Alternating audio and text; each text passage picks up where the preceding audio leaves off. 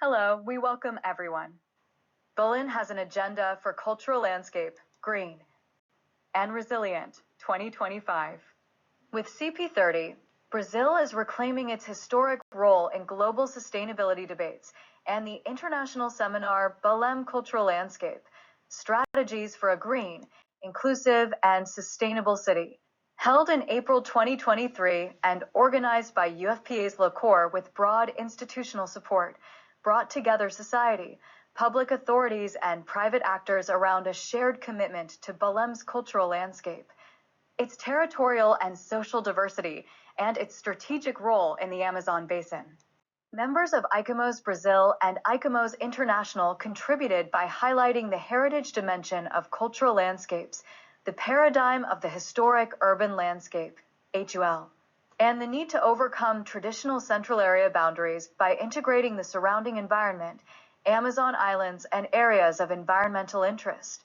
Key spaces where 21st century urban and heritage challenges can be addressed through public participation and the use of geographic technologies such as SDI and GIS. To guide this pathway, Belém adopts 10 strategic axes, ECO01, ECO10, that orient policies, projects, and investments toward integrated outcomes.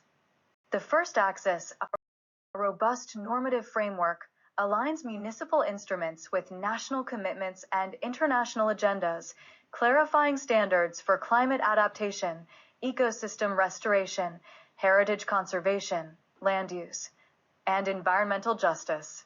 It codifies performance-based requirements, heat mitigation, stormwater retention, habitat connectivity, accessibility, and inclusion in urban design and development control.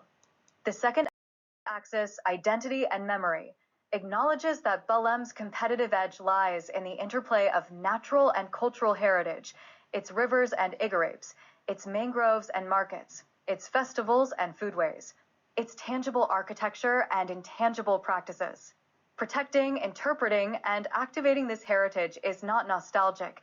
It is a development strategy that attracts talent and capital, strengthens social cohesion, and grounds innovation in place-based knowledge. The third axis, risks and resilience, shifts from reactive disaster response to anticipatory risk management across flood, heat, water quality, landslip, and public health hazards.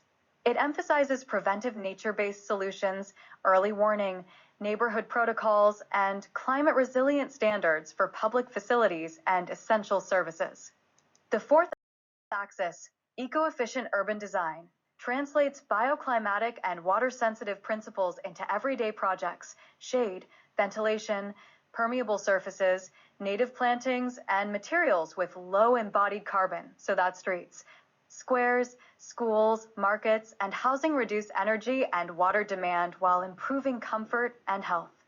The fifth axis, spatial planning, knits together the mainland, the archipelagic islands, and the riverfront in a coherent polycentric structure. It prioritizes development along resilient, serviced corridors and protects ecological networks that connect mangroves, floodplains, urban forests, and restored igarapes. Zoning and incentives steer investment toward compact, mixed-use, transit-served areas while reserving flood-prone and ecologically sensitive lands for restoration and adaptive public uses. The sixth axis, eco-efficient and innovative mobility, rebalances movement around people and waterways.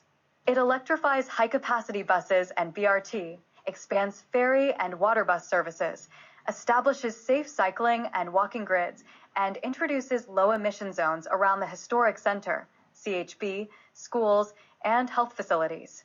It also pilots near-term logistics innovations, including EVE-TOL shuttles on close-range corridors and regulated drone services for essential deliveries to hard-to-reach communities, integrating these with public health, emergency response, and supply chains while ensuring safety, privacy, and environmental standards.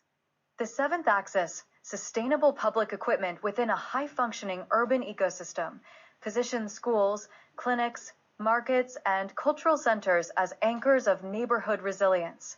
Each facility becomes a microsponge, capturing, storing, and reusing rainwater, while providing shaded refuges during heat events, serving as hubs for health and social services, and offering spaces for culture and learning. The eighth axis, circular services and the green economy, builds a citywide system to reduce waste, generate green jobs, and valorize bio-based resources. Eco-points across neighborhoods enable separation and collection at source. Waste picker cooperatives are formalized and equipped. Organic streams from markets, including acai residues and food waste, are captured for composting and soil regeneration. And repair and reuse hubs extend the life of goods while professionalizing local skills. New value chains emerge at the interface of the Amazon bioeconomy and cultural industries, from sustainable materials and nature-based cosmetics to gastronomy, music, crafts, and design. The ninth axis, an information society for the common good, invests in open data, civic tech, and digital inclusion so residents and institutions can co-create, monitor, and improve services. Dashboards track climate and social indicators in near real time. Participatory platforms allow communities to propose, vote on, and follow projects, and open standards reduce vendor lock-in, enabling innovation by local universities and startups. The 10th axis, cohesion, participation, and co-governance, recognizes that implementation depends on trust. It establishes permanent, representative forums that bring together city agencies, state and federal counterparts, indigenous and riverine leaders, neighborhood associations, professional councils, academia, youth, women's groups, and the private sector. These bodies help set priorities, arbitrate trade-offs, and ensure transparent delivery.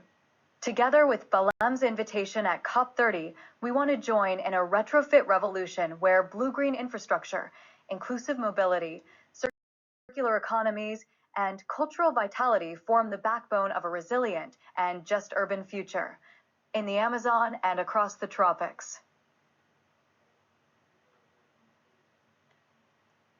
Special thanks to Ursula Vidal from the State Secretariat of Culture, Pará State, Rose Norat, the UFPA coordinator of the event, all the participants, and consultants Antonio Miguel de Souza, PT, Roberto Tanera, BR, Verena Andriata, BRES, and Jose Antonio Hoyuela Geo, ESBR, for their energy, dedication, and participation in the event. Here's a synthesized of the main institutions and organizations represented in the international seminar Belem Cultural Landscape, grouping their internal departments/labs where relevant institutions.